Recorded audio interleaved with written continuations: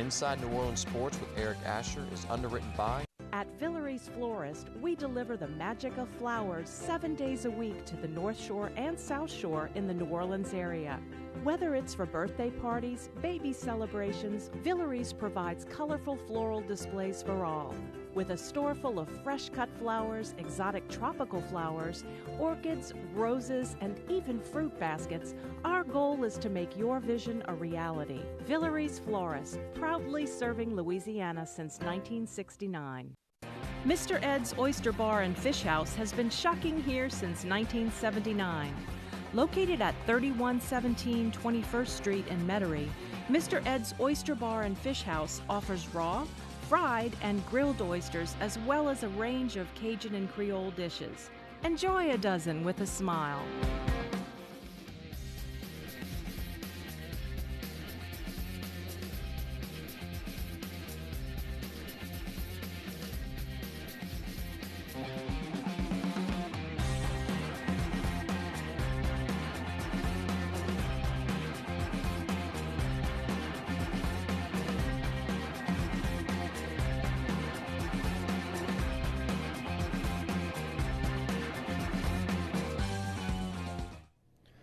Good evening, New Orleans, and welcome to another edition of Inside New Orleans Sports. I'm your host, Eric Asher. For the next hour, we talk about all the home teams, the New Orleans Saints, the LSU Tigers, the New Orleans Pelicans, and hopefully the Tulane Green Wave. Tonight on the program, great guests from a great publication, CrescentCitySports.com, Les East and Jude Young. And gentlemen, welcome to the show. Always great to have you. Good to be here. Guys, we always like to start off telling folks a little bit about what you're involved in. We put a lot of time on the side for you, Les, because we know that you're everywhere. It's a long list. It is. I don't know if we'll have time to get into all of them, but in addition to my work with my young friend here at CrescentCitySports.com, I'm covering the Saints and the Pelicans for the Daily Iberian newspaper in New Iberia, Louisiana, writing for the Sports Exchange, which is affiliated with a new project called MavenFootball.com. We have an individual Saints site there. You can go to Football Mavens and click on the Saints link there, and I'm covering LSU for SaturdayDownSouth.com. And anything Les posts on social media, his Facebook or his Twitter feed, you can always catch it on mine because I'm always forward and always does a great job. Jude, welcome back to the show. Always good to have you, my good friend. Tell the folks about CrescentCitySports.com. We appreciate being here, of course, to promote the website and having great contributors like Les East that make it all possible. CrescentCitySports.com always busy this time of year because we have high school football coverage, the best scoreboard in the state, presented by the All-State Sugar Bowl. Every score first in the state every Friday night. And this week we're awfully busy because we have 2 high school football games on Cox Sports Television that you can also watch live at Crescent City Sports, and that's St. Charles Catholic against De La Salle, one district title battle on Friday night, and then Saturday afternoon at 2. It's always interesting when John Curtis and Rummel get together, another district title on the line, 2 teams that are excellent as far as talent goes and coaching, and they don't like each other even though they're relatively new rivals. So that makes it a lot of fun, and we'll have both of those games on Crescent City Sports. My life gets a little busier very soon when UNO basketball starts back up with head coach Mark Schlesinger and the gang. Season starting just in a couple of weeks, so looking forward to that and traveling around with the Privateers. Speaking of, how the Privateers looking this year? It looks like we're going to be an up-tempo type of basketball team this year, which is what has been the transition for a few years now. It'll be a guard-oriented team and a lot of fun to watch, and I think fans who come out to Lakefront Arena and see the Privateers against teams like Louisiana Lafayette, South Alabama, Stephen F. Austin, a mid-major power, and of course the new rivalry with Southeastern, you're going to see fun basketball, up-tempo. Maybe not quite what the Pelicans are doing over at Splendor, but it'll be fun college basketball to check out. That'd be great. Hopefully folks get out to the arena and check them out. Let's start off with the Saints, 24-23 winners over Baltimore last week, 5-1 now. Eli Apple is a Saint.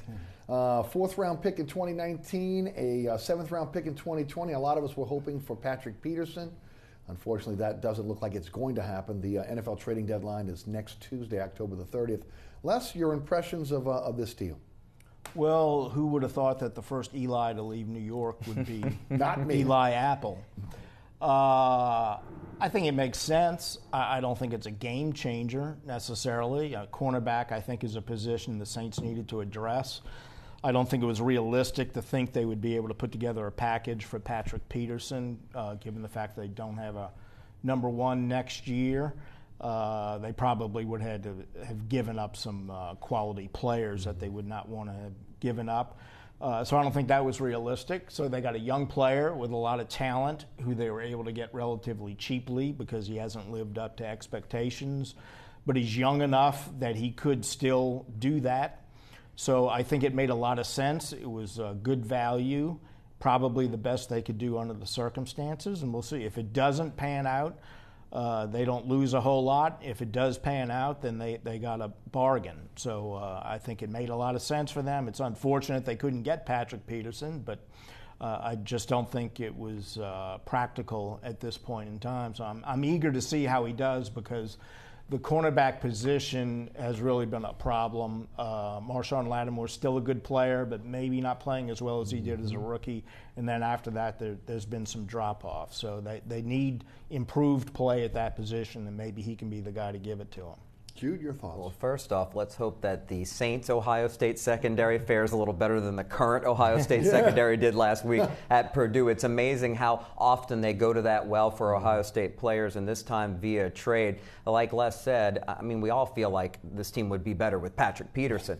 But the Saints didn't need a superstar in the secondary. They needed another cornerback that they could rely upon to be solid and be able to play in any scheme they ask him to. That's what Eli Apple does. He wasn't well loved in New York. He was in the tabloids because of his mother, issues with teammates as a young, immature player. But he was the 10th overall pick. And he hasn't played like Marshawn Lattimore did as a rookie to be Defensive Rookie of the Year. He hasn't been on that level, but what he has done is he's become the type of guy you can rely upon as a solid NFL starter. He's reliable. He can play zone, off coverage, man-to-man, whatever you need him to do. And they had to have that. The Saints had to have help opposite of Lattimore, somebody who could play different coverages so that they didn't have to protect like they've had to do with Ken Crawley. So it's a good trade for a 4th-round pick next year, for a solid NFL starting cornerback. That's a really good deal, and they could control him for a couple of more years if they want to. They'll be able to make a decision on that 5th year as a former 1st-round pick. So this helps them during that Drew Brees window have somebody that they can rely upon at an affordable price, and price would have been a little bit more of an issue with Peterson too. So when you look at it, Saints got better at their weakest area before the deadline,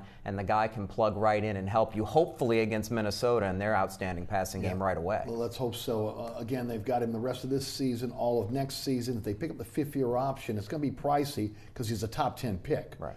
So my guess is they don't pick up the 5th-year option unless he becomes an unbelievable corner here in New Orleans. I mean, you're looking at maybe like $12 million.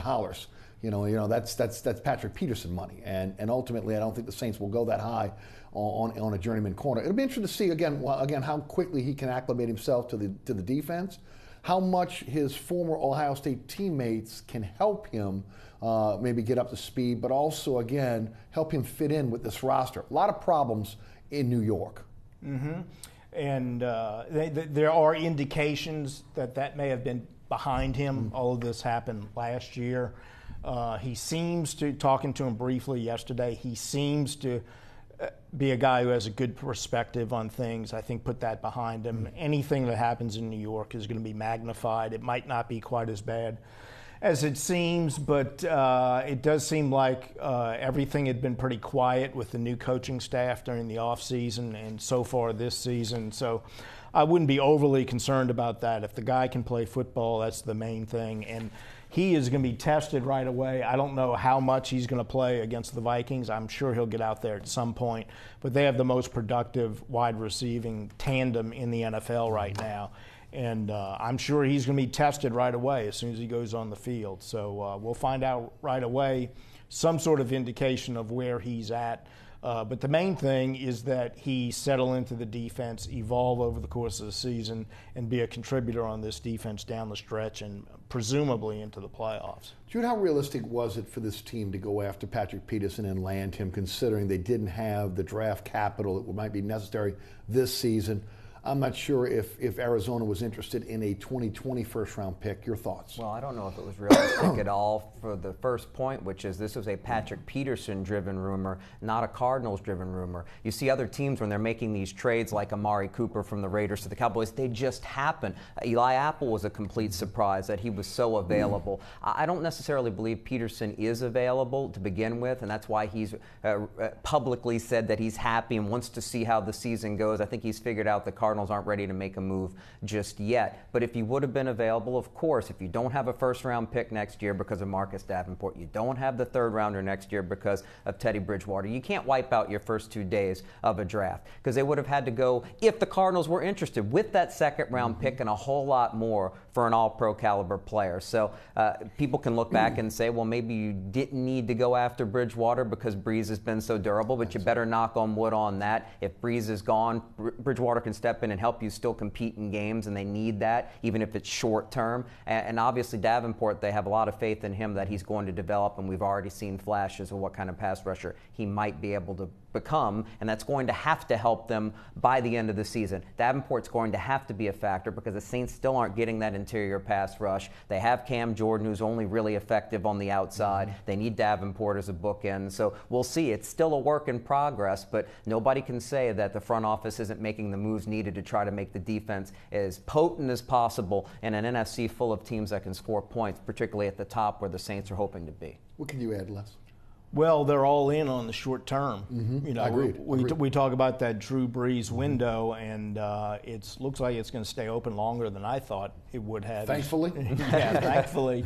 He's 39 years old, and not only has there not been any drop-off, he may be getting better. Mm-hmm. He's not throwing an interception. He's over 70%, may break his own record for completion percentage. So they have made several moves, including the Davenport move, which you mentioned, and Teddy Bridgewater even to some extent, and now this latest move with Eli Apple. They believe, and rightfully so, that they have a chance to win at least one more Super Bowl before Drew Brees starts to descend or retires, and so they're all in for that, and this is the latest example of that, and I applaud them for going for it because you don't know what the future is going to hold. You got a good opportunity now, make the best of it, and I think that's what they're doing. See, I wouldn't have had a problem going into the 2020 draft, honestly. Right. You know, when you look at it again, that player, what he's making, the opportunity maybe to extend his contract.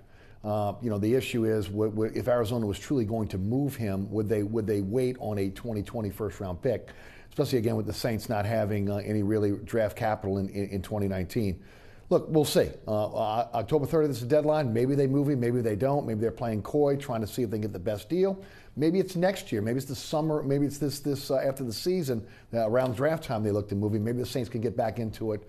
He would solidify the defensive backfield, and again, make every level of the defense better. I'm guessing that 2020 was a non-starter, even if the Cardinals were listening, because when you draft a high first-round quarterback and you let him go through his growing pains in year one, you expect production in year two. I don't think the Cardinals think this is going to be a long rebuild. They want to win in 2019. I don't think they wanted to wait around when they have a guy in Peterson who can help them win next year if Josh Rosen works out. So that's something to take into account. I think you're absolutely right. Maybe 2020 was on the table for the Saints to trade a high draft pick, but I doubt Arizona was thinking that way. I agree. Guys, let's go to the win against the Baltimore Ravens, a team they haven't beaten, a team that has out-physicaled them in almost every contest, a team that Breeze had not beaten, and of course, Peyton had never beaten in his career. A huge win for this team. And I'm going to tell you right now, and I said this on the radio show this week, I never really felt like they were going to lose this game. You know, even when they lined up, Tucker lined up for the extra point, it looks like we're going in overtime. The offense had a rhythm in the second half. They looked like they had figured out Baltimore. Give a lot of credit to Peyton and his staff having, again, the bye week to work on a game plan. And they came out, and I guess everything they didn't do in the future in the past years with against Baltimore, they figured it out and they tried to go in a different direction. He was aggressive, using Taysom Hill, which kind of threw the defense off balance. Your thoughts on this game? Because I'll tell you what, I think when you look back at this season, when you get through a game like that in a tough place to play against a tough team, it kind of tells you what kind of team you are. Yeah, they've won 5 games in a row, and I think this is by far the best performance of the 5. And Sean Payton, I think, had his best game. I think he had his best game plan. They held the ball for 20 plays, more than 10 minutes, weren't able to come away with points. But I think that kind of set the tone for the game, that they were going to run the ball, they were going to be patient with the run, and they were going to run it well enough to complement the passing game. They wound up 130-something yards. They didn't need a lot of long runs. They just needed to keep moving the sticks. Only 1 sack a week after Baltimore had 11 sacks against Tennessee, and that's because they managed to keep them off balance, and the offensive line did a great job. I think the most encouraging thing for the Saints is it was outdoors, it were windy conditions, it was a physical game, the type of game you're going to see in the playoffs. Yes. You're probably going to have to win a game like that somewhere along the line unless you have home field throughout. And they basically played the Ravens game, and they played it better. And they won. They made big plays throughout all 3 phases. And I think it was an outstanding performance, and it just shows that this team is built for the long haul. I think they can make a deep run if they stay healthy. I think the huge difference for the Saints in this matchup with Baltimore versus the tough ones in the recent past go to the other side of the ball and the fact that Baltimore couldn't exert their will with the running game. The Saints are consistently stopping the run every week. That's why they're at the top of the league in that statistical category, and that's huge because that's what winning teams are able to do. True. That's why they make the Apple trade and try to just be average on the back end, because eventually you should be able to benefit from putting teams in down and distance situations they don't want to be in, and we know the Baltimore offense is predicated on running the football and relying on that defense. I wasn't surprised that the Saints, as they're built now with a solid offensive line, that they were able to have great success against the Ravens because of what they are now. They're not a team with individual stars in their front seven. Terrell Suggs got that only sack, but he was matched up with the fullback on that play, so it wasn't a deal where he was winning individual matchups. Baltimore's a blitz-heavy team, and they abuse young quarterbacks and inexperienced quarterbacks. They weren't going to do that to Drew Brees. I understand the game plan, Sean Payton going with a conservative, we're going to establish the run here and take control of the clock if we can early. I think they should have spread the field more and put Brees in the shotgun a little sooner than they did. But once they did, I figured the matchups were going to favor the Saints. So this is a different kind of team. Because they can stop the run, because they have faith in the offensive line and give them a ton of credit, they can go on the street and get a Josh Larebius. He goes down. Cameron Tom steps in. They don't miss a beat. And you know they're good with their starting five when they're in there. That's huge for what the front office has done there. The Saints are winning in the trenches. That's the point. Sure. You'd love to see a lot more pass rush, but when you can run the ball on people in different ways and stop the run, you should be an elite team in the NFL with Drew Brees at quarterback. You know what surprises me, because we thought the secondary would be the strength of this defense, and it has not been, is not so much getting beat one-on-one, which again, you can get beat one-on-one in the secondary. That's what happens with a corner. But it's the inability, again, to understand the concepts of the defense, the packages that they're in, and the bust. That's the thing that's mind-boggling to me, especially this far into the season. Yeah, they've had some problems there. I think they've had some communications issues. You saw on the touchdown that should have tied the game in the final seconds that you had two guys there. I forget who it was, Lattimore. It was Lattimore and Williams. And Bell. Bell, yes. And Bell. Obviously, they read the play differently. Bell thought Lattimore had the receiver. Lattimore let him go. Miscommunication there, or they read the play differently. There's been too much of that. Maybe it's something that will get ironed out over the course of the season, but it's the same system, and these are players who were here last year, so you're wondering why that's happening. You hope they get it straightened out, and that's the biggest concern, and that's why you have to worry about this week, because they're facing an elite passing game. And this will give us an idea of whether they're making progress in that area, because they're not going to be able to go as far as they want to go if they continue to give up big plays in the passing game. The cornerback position just got better, but the safety position is still a huge problem. Marcus Williams has had his moments, but he hasn't been the same guy as a rookie. And then everybody else, I mean, it's been horrible because it has been communication issues. From the very first touchdown of the year with Tampa Bay, it was Von Bell's mistake. Von Bell's mistake with a cover 3 defense with only 2 rushing. They dropped 9 into coverage, and he didn't know he had that that over-the-top responsibility in the red zone. Mind-blowing. I'm sure there were a lot of loud voices in the film room about more mistakes in that area this week, because these are simple coverages. It's not like Dennis Allen is putting out complicated schemes here, and the Saints are constantly having these communication problems in the passing game. It doesn't make any sense, and who knows, maybe if they have those issues again this week, the Saints might go out there and look at safety and not corner before the deadline on Tuesday, because this shouldn't be happening. Unfortunately, Von Bell has been a question mark in coverage, even though he's pretty good in the box as a safety. As a second-round pick, you expect more, and then the Kurt Coleman signing is looking like a bust at this point. They really don't want to put him out on the field that often, so that says a lot there. If the Saints don't get better safety play, then they're still going to have the same issues that we've seen on the biggest plays they've given up, the big busts that have really hurt them. How good is this team? Oh, it's good. It's one of the best teams in the NFC. It's, I think, the favorite to win the NFC South.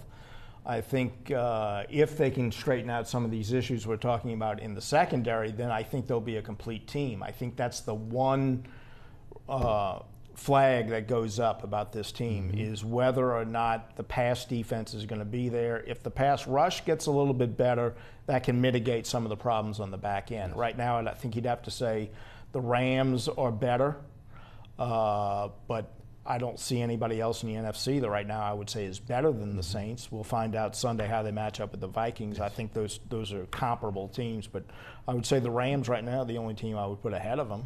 We said going into the season, I think everybody agreed this was the most complete 53-man roster the Saints have ever had going into a season. And offensively, especially with Mark Ingram's return, we've seen all of that, all the pieces come together. You're stopping the run at an elite rate in the NFL, but it's a passing league. If the communication issues are mitigated, then they have everything in place to be a complete football team and compete even with the Rams. And the bright side of this, and Les pointed it out, to be able to win in difficult weather, not that bad of weather, but in Baltimore with the wind and a little bit cooler. Hey, you're looking at the NFC here, and if you're going to be at the top, you're hoping you're dealing with any combination of, at this point, the Vikings and the Rams, who you play the next 2 weeks. If you can beat them, you get tiebreakers over them. If you can, at least you'll be playing in sunny California or inside like we'll see on Sunday night. So everything's lining up for the Saints to have no excuses if they can stay healthy. It really is all about the pass defense at this point. Guys, I've watched quite a few Minnesota games. I think the Saints are a better team than Minnesota. Minnesota's defense is not as good as it was last year. They really don't have a running game. Murray now is kind of taking over for Cook, who's been often injured. You look, I think there's an upgrade obviously at the quarterback position for them with Kirk Cousins, but overall, when you match up the game, team against team, I think the Saints are the better team. I think they should go in there and win. What are the keys to a victory? Well, I think the Saints probably are the better team. I do think the one problem is that their biggest weakness that we've talked about is also Minnesota's biggest strength. Yes. So you give up enough big plays in the passing game, you could easily wind up losing this game. Minnesota is exceptional on third down defense. The Saints have been better on third downs on offense this year than they were last year. I think they're tied for 11th in the league. So they're doing okay there, and they're 7 of 8 on fourth down, so that helps there as well. And that gets down to staying on schedule, and I think the running game with Ingram being back, that conversion rate will go up. So I think they can hold their own with Minnesota there. One of the keys to this game, I think, it's not that often in the NFL regular season that one team has maybe a little more of an edge than the other team emotionally or psychologically, mentally. And I just think because of those two games up in Minnesota last year, the way the Saints played poorly in the opener, played terrible in the first half in the playoff game, came back and then blew it, I really think this game means an awful lot to the Saints. And it means a lot to Minnesota too, but I just think the Saints might have a little more of a chip on their shoulder. And as good as Kirk Cousins is, and he's done a good job against the Saints when he's played them in the past, I think having Breeze and that psychological edge, I think maybe the Saints will be a little bit better. Jude, your thoughts? I think you're both right that the Saints right now are a better team than Minnesota, but they still go in on the road, loud Sunday night environment, facing a better quarterback than the two that beat them in the previous games. Last year it was Sam Bradford, then it was Case Keenum. I tell you what, Kirk Cousins is earning that money, that $30+ million this year, but he does have the two great receivers to rely upon. Stephon Diggs has always been a problem for the Saints. Adam Thielen has been the best receiver in football. So you know that's what's that they're going to rely upon. But at the same time, Latavius Murray is not a great pass receiver. He's not a threat in the same way that a Dalvin Cook brought to the table. So if the Saints stop the run again, it is going to come down to, like Les mentioned, Minnesota's the best team in the league in getting off the field on third down. Saints need to get off the field on third down, especially when it's 3rd and 7, 3rd and 8. They've just got to do that enough.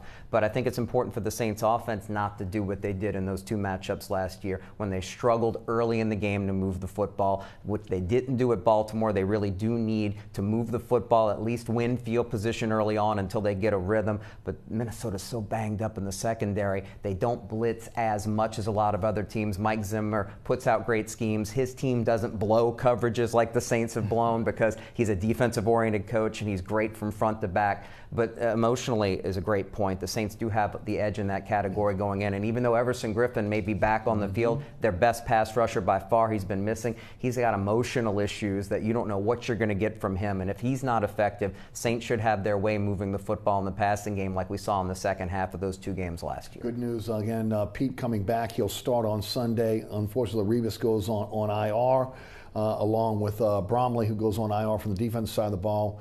We'll see how it goes. I will say again, I think the Saints are the better team. We'll see how it works out on Sunday. We're going to take a quick break. We come back.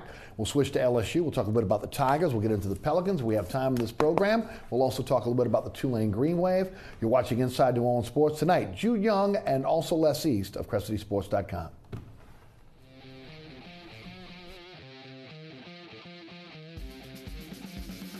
Burkhart's Air Conditioning, Heating, and Refrigeration has been family-owned and operated since 1989. Burkhardt has energy-efficient solutions and offers brands such as Mitsubishi ductless AC units and Amana, the only manufacturer with a lifetime unit replacement warranty.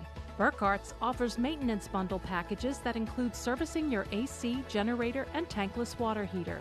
For more information on the services Burkhardt's provides, visit acpromise.com. Burkhardt's Air Conditioning, Heating, and Refrigeration, providing comfort for life.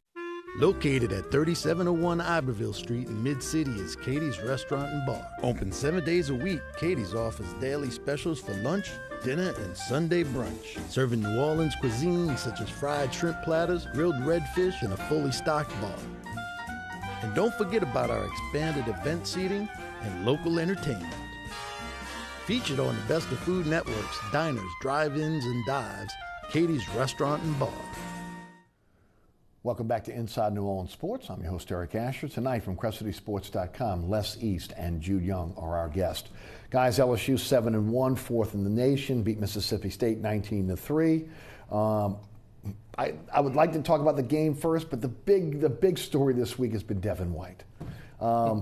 Guys, when I saw it in real time and then even went back and looked, it didn't appear to me to be a targeting penalty. Now, again, the face mask hit, looked like he was going for the shoulders. The one thing that, and I talked about it on the radio show this week, the one thing that I thought was out of character, the stepping over Fitzgerald by Devon White. When the flag came out, I thought it was going to be a taunting penalty. Didn't think it would be targeting. With that said, there's no opportunity for an appeal, which I think needs to be rectified in the offseason across the board for all conferences in the NCAA. But it did go from the referee to the booth, and of course Birmingham was involved as well. Got a lot of LSU fans out there with conspiracy theory after conspiracy theory. I'm not buying into that. But now the LSU is going to have to be able to play Alabama without their best defensive player in Devon White. You saw the play. What did you think? Well, I think it violates the letter of the law but doesn't violate the spirit of the law. I don't think that rule was put into place to punish people for doing what Devon White did.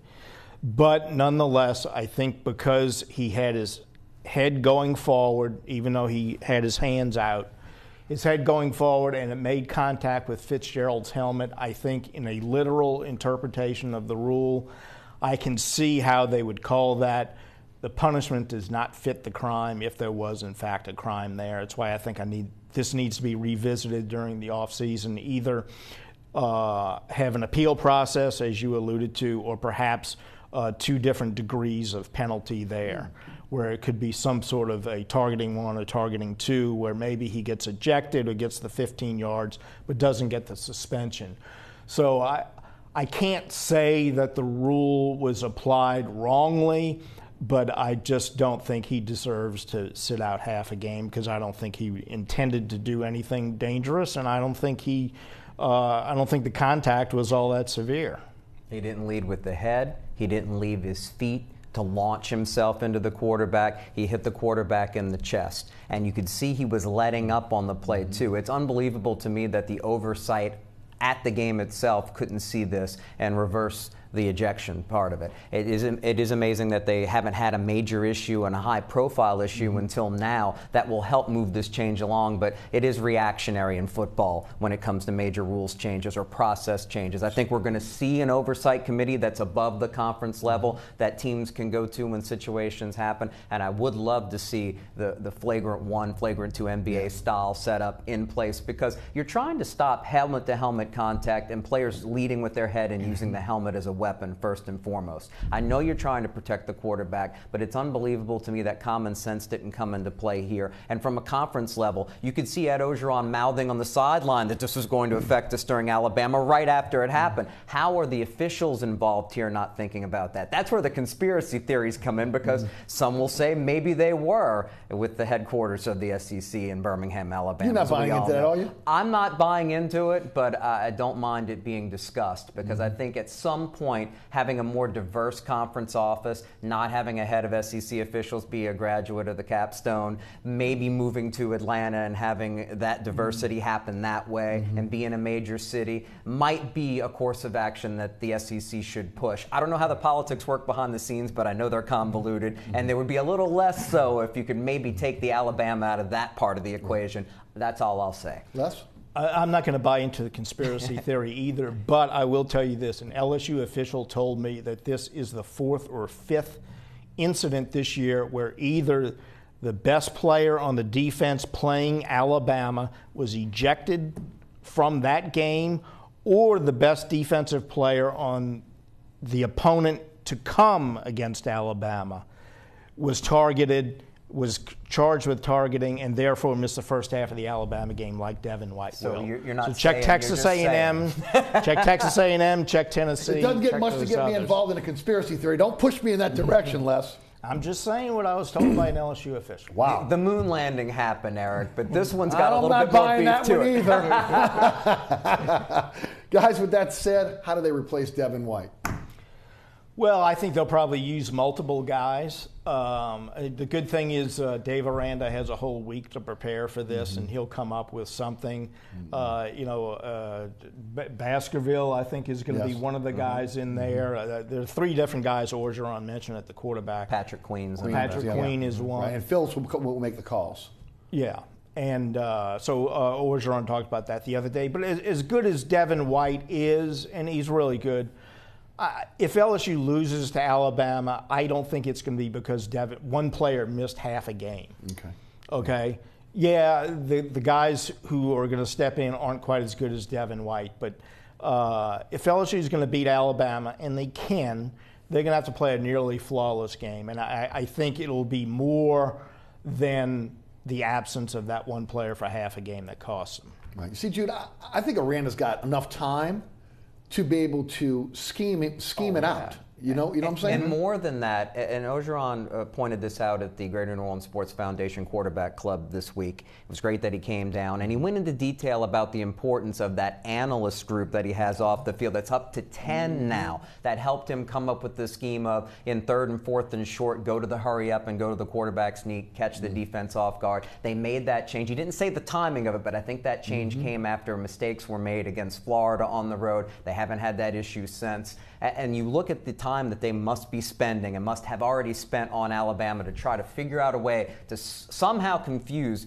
Tua Tagovailoa, to somehow force him into a mistake when he hasn't thrown any interceptions, and to keep Alabama from blitzing the Tigers like they've done every team right from the start of these games so far this year. This is the crazy part. It may not, if the game plan's good, and the personnel packages are better against the pass, it may not necessarily hurt early on not to have Devon White on the field. Because I'm not going to say he's a liability in coverage, but he's a much better blitzing linebacker against the pass than he is in coverage. He's not a good man-to-man cover guy. He's just okay in zone. It might behoove LSU and Dave Aranda to go out there and go with more nickel and dime looks, knowing Bama looks to jump on top of you in the passing game early on and try to confuse his quarterback and give him NFL-level coverage looks and changes at the line of scrimmage and try to win that battle with him that they wouldn't have necessarily maybe considered when Devon White's there and he's going to be in the middle of that defense on every snap. I'm not saying that's going to happen, but I bet you Nick Saban's wondering if that made the offense's task a little bit more difficult, at least the first couple of series, when Alabama's taken control of games right away all year and hasn't been in any kind of fist fight. You know, LSU has played against some physical teams. You know, you look at this year, and that Mississippi State front was tough. Okay, I mean, Florida was tough. Georgia was tough. I mean, you go right down the line. You know, I mean, when you want to talk about, you know, going back to even Miami in the first game. I mean, every game, you know, let's go to Auburn. I mean, they have been battle tested. Much more so than Alabama I would agree. And you started to allude to this. You know, Alabama's signature win is what, Texas A&M? Right. And they gave up, what, 23 points or something in that game? So Alabama has not been tested. In fact, if Alabama manages to beat LSU, and you know, Auburn's a different beast because of the rivalry. Yes. That's not a great Auburn team. If Alabama gets by LSU, we're going to be sitting here in December saying they had a cakewalk to the SEC championship game. They haven't played a ranked team. A&M wasn't ranked when they played them. So LSU, like you pointed out, they're battle-tested, having played a much tougher schedule and having played physical teams up front and held their own on both sides of the line of scrimmage. And Alabama, like you said, has gotten a lot of big leads early, and things have come very easily for them. I don't think they're going to come that easily in Tiger Stadium, and they're going to have to probably experience something they haven't experienced previously in a tight game. And just to get back real quick, you made a good point about the analysts. I think they're really important this week, too, because they're going to be involved in the self-scouting and seeing what LSU's tendencies are. And I would expect that LSU will do a lot of stuff against form in this game based on what the analysts tell them with the self-scouting. I think you'll see some new wrinkles on both sides of the ball. I've asked the panelists over the last few weeks their thoughts on Ed Orgeron. Everybody knows, again, I'm a Jimbo Fisher guy, thought Fisher should have gotten the job, etc. But I give a tremendous amount of credit to Ed Orgeron. Not losing back-to-back games, the ability to keep this team together in the offseason, be able to, again, keep them together during the season. You know, it seems like everything he's done, every button he's pushed up to this point has worked.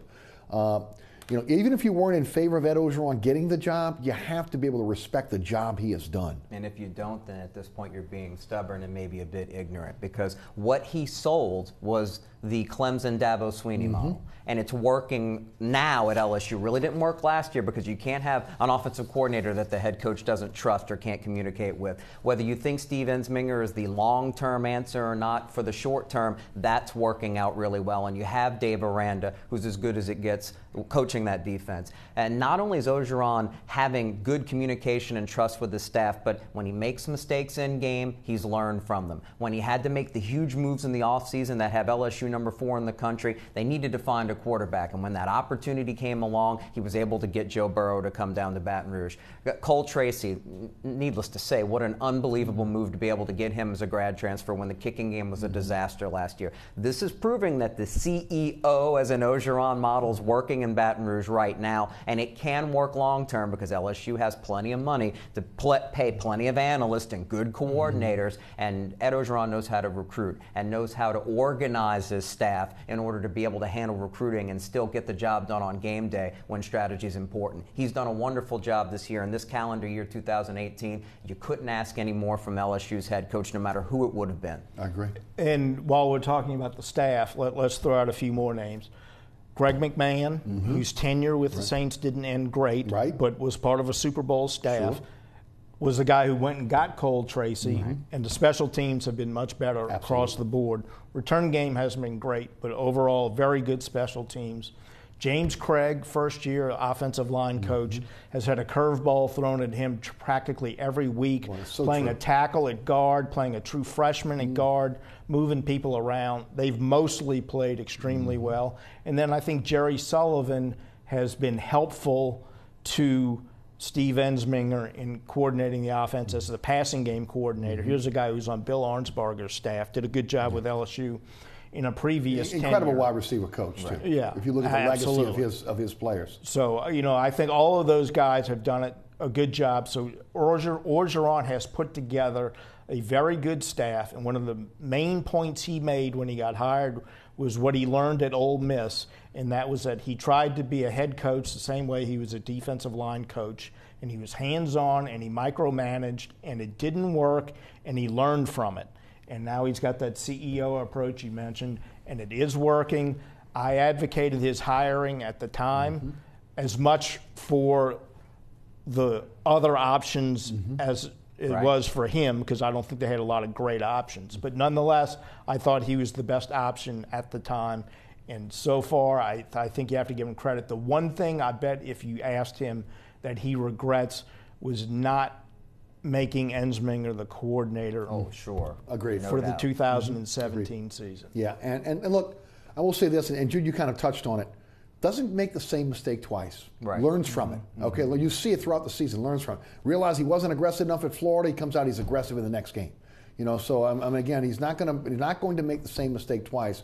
And I think that's something, again, that you hope that a head coach does that. You don't want a stubborn head coach. You saw that with Les Miles, who, again, I'm going to do it my way and get out the way. And in game, he's not making mistakes with timeouts. No. He's doing all the game management things, whether it's him or whoever he has help. Doesn't matter. Who's in his ear, it doesn't matter. That's his job to get it right, no matter how they get it right. Let's shift to before we do that, even though the game is a week from Saturday, keys to a victory for LSU against Alabama. Well, you got to be plus in the turnovers.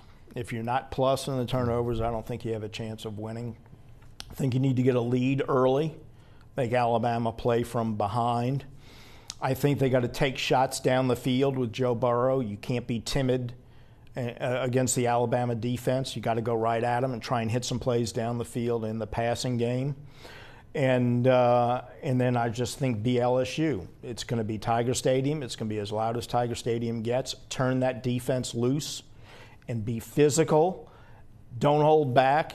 Go for fourth down if the situation warrants it, and play loose. And I think if you create turnovers, get a lead, make them play from behind, hit some plays in the passing game, I think you have a chance, but you cannot settle for 4 or 5 Cole Tracy field goals. You're going to have to get touchdowns in the red zone, and that's going to require some aggressiveness on offense. It's going to take a nearly flawless game for them to win, but I think they're going to have a chance. Your keys, Jude. You made a great point. Turnover margin, no-brainer there. Tiger Stadium effect against the Bama team we talked about not being tested, no-brainer there. But settling for the field goals is the biggest issue, okay? If LSU does the other things right, they have settled for too many field goals, and I told you this earlier this week. Joe Burrow's quarterback rating amongst FBS quarterbacks, the second worst in the country in the red zone.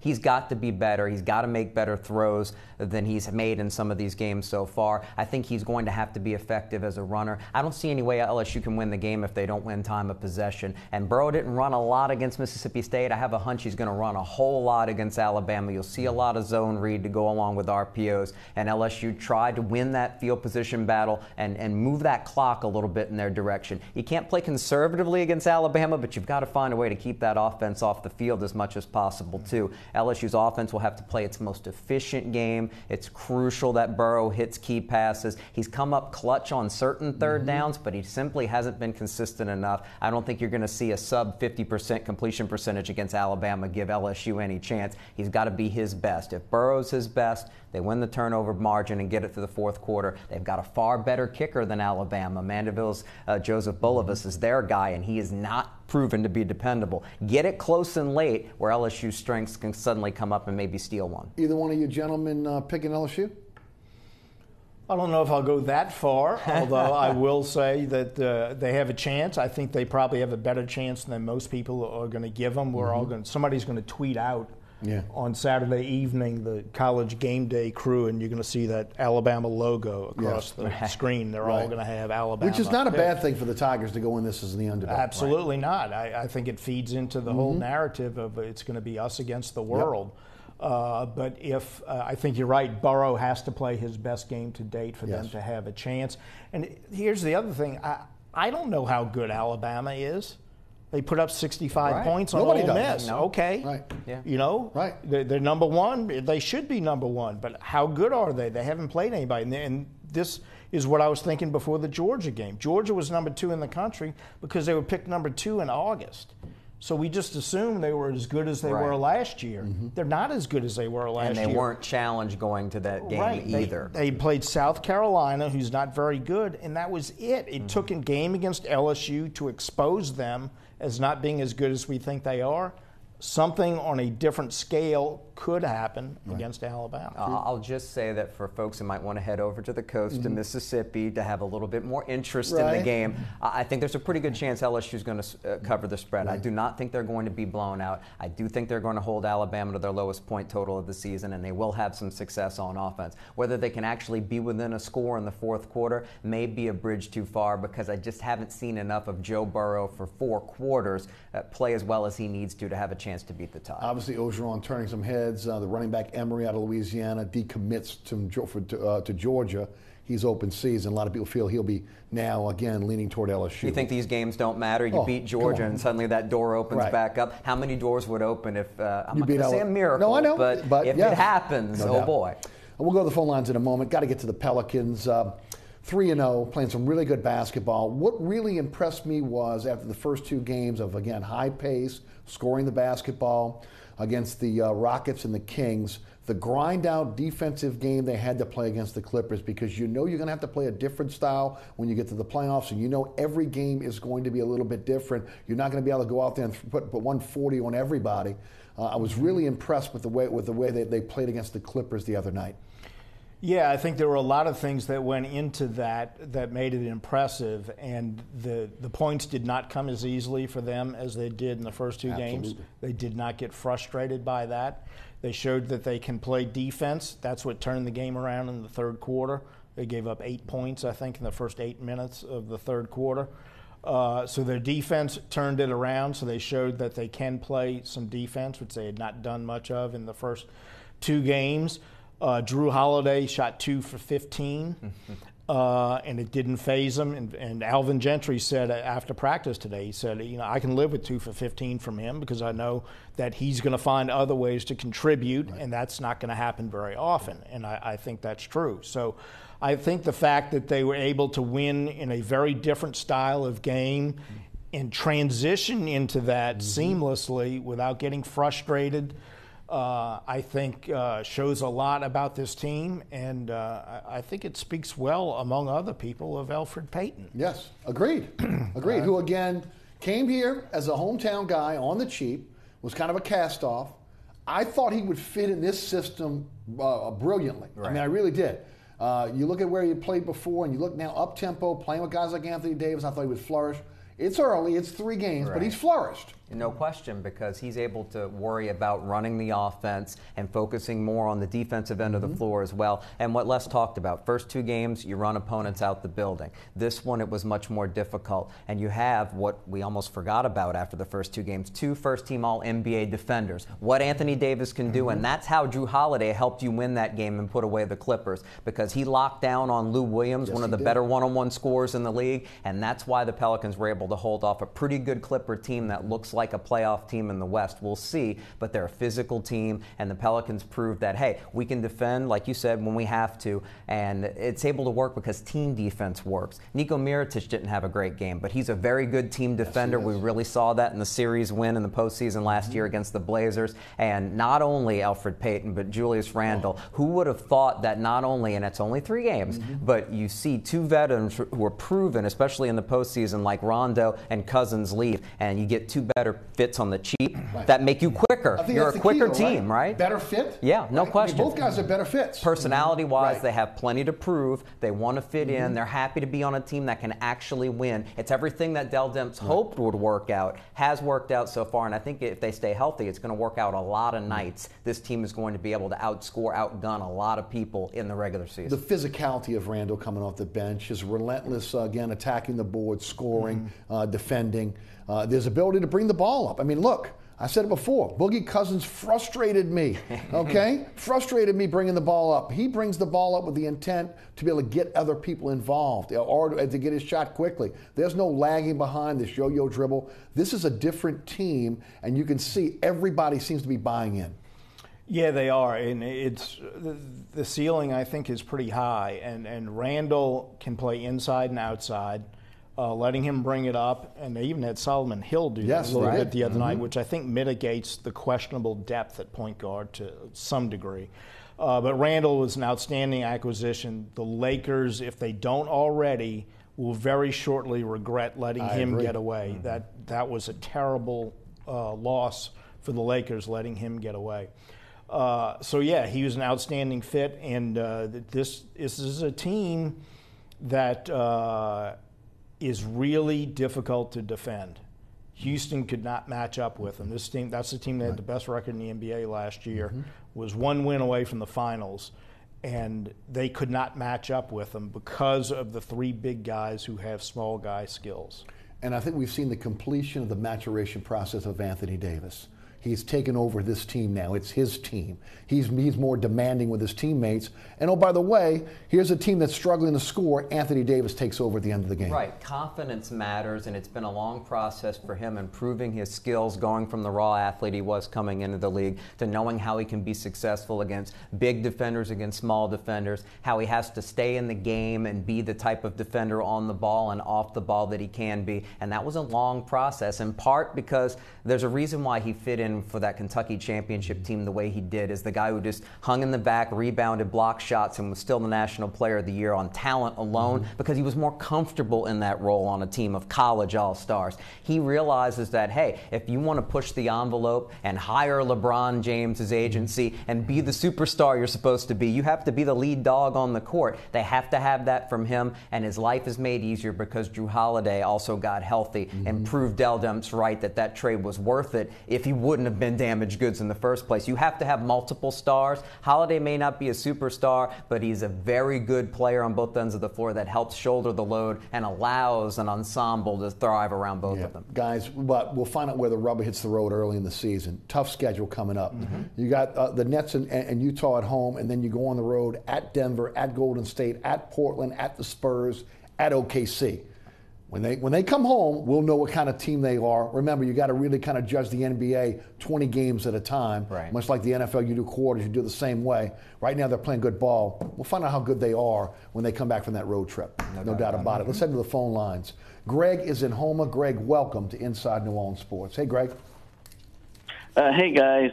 This is a question or a strategy. I don't know your opinion, but let's just say the Saints win a Super Bowl this year, and Drew Brees hangs up his cleats and says, I broke every record, I'm done.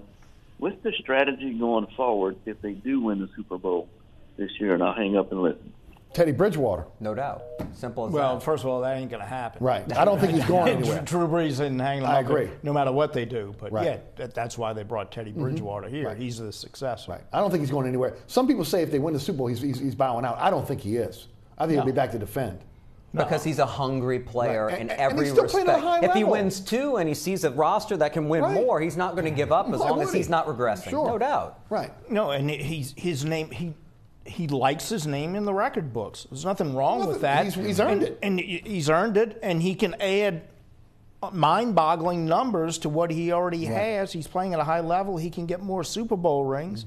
No, I don't think it would even enter his mind. They left a few Super Bowl rings on the table because of the defense. It's again, this is a way to maybe recoup some of those. Sure.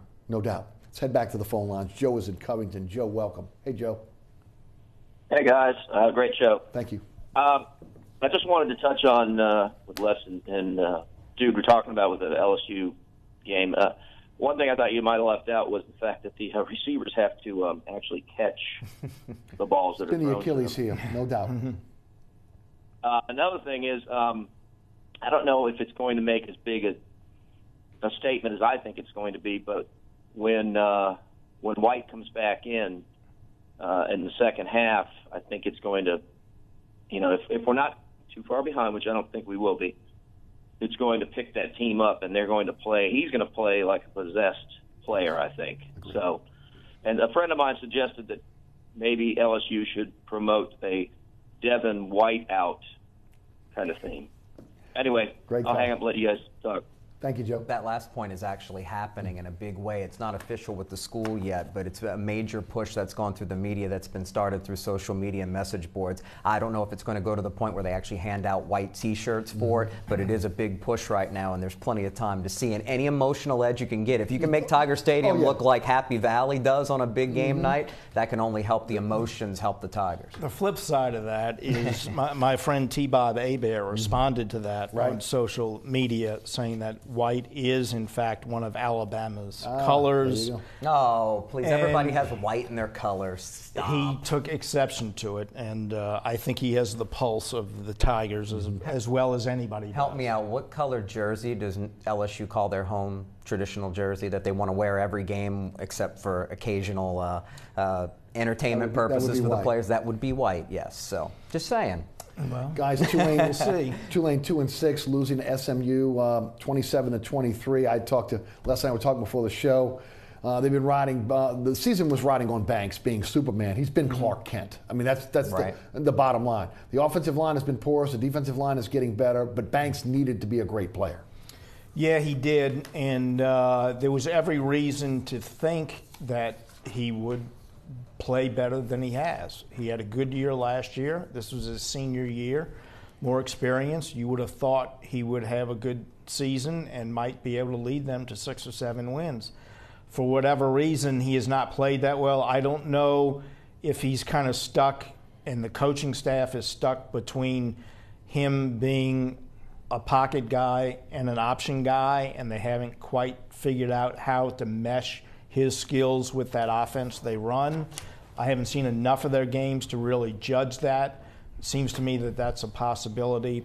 I just think Willie Fritz might be thinking maybe I should have played Justin McMillan against SMU. Yeah, and he'll get a chance this weekend. Your thoughts on Tulane thus far? Les makes great points about the offensive line, especially early in the season, but I think they have improved in pass blocking. And he makes points about Willie Fritz's offense and does it work as far as being modern enough in the passing game to be able to compete at the American Athletic Conference level. But when it comes down to it, from what I've seen, Banks has not been the player he's needed to be. He hasn't improved as a passer. You can't trust him to make the 3 and 5-step drops or take the ball out of the shotgun and make a confident throw in simple passes they're asking him to make a lot of the time. His wind-up type throwing motion doesn't help him there, so it hurts with timing. I think he bails out because of his athleticism from the pocket a little bit too much, and it just hasn't improved. And you're right, maybe McMillan wins you that game, particularly in the fourth quarter when you have a lead and you couldn't get a first down to put the game away against a porous defense like SMU, in part because when it got to third down and you had to throw the ball, you couldn't get the job done in the passing game. Maybe McMillan gets the job done this week and starts the future at that position. Tulsa's a vulnerable team, and hey, Willie Fritz said, I'm looking for a spark. McMillan's in a pretty good setup, getting away from the negativity perhaps of home at this point to play on the road against a bad team, and maybe the spark comes. Can they beat Tulsa this week? They can, but they can also lose to them. But, there's no turning back now. Justin McMillan's your quarterback for the rest of the year. Should be, but at least you've got the passer who can be a bit more efficient in theory as the starter, and maybe Banks would be better off as a spark plug in his senior year. If he gets another chance, you know he's going to be motivated, and he might be able to help them in that role. Jude Young and Les Seats of CrescentCitySports.com, thanks so much for being on our panel tonight. Thanks so much for tuning in. Remember, there's a rebroadcast of this program each and every Friday night right here on WLAE-TV at 10 p.m. Also on Pelican Sports Television every Friday night at 9 o'clock. You can catch me on the radio, Sports 1280, 101.1 FM HD2, and the iHeartRadio app. You can listen live, download the podcast at ericasher.com. All the previous episodes of Inside New Orleans Sports can also be seen at ericasher.com as well. Special thanks to our underwriters. Please continue to support those great underwriters. Also to the WLAE production staff, including Ron Yeager, Jim Dotson, also Naila Jones, Alex Chacon, and my director, William Hill. Thanks to our friends Les East and also Jude Young for joining us tonight. Thanks so much for watching. I'm your host, Eric Asher. We'll see you next week for another edition of Inside New Orleans Sports.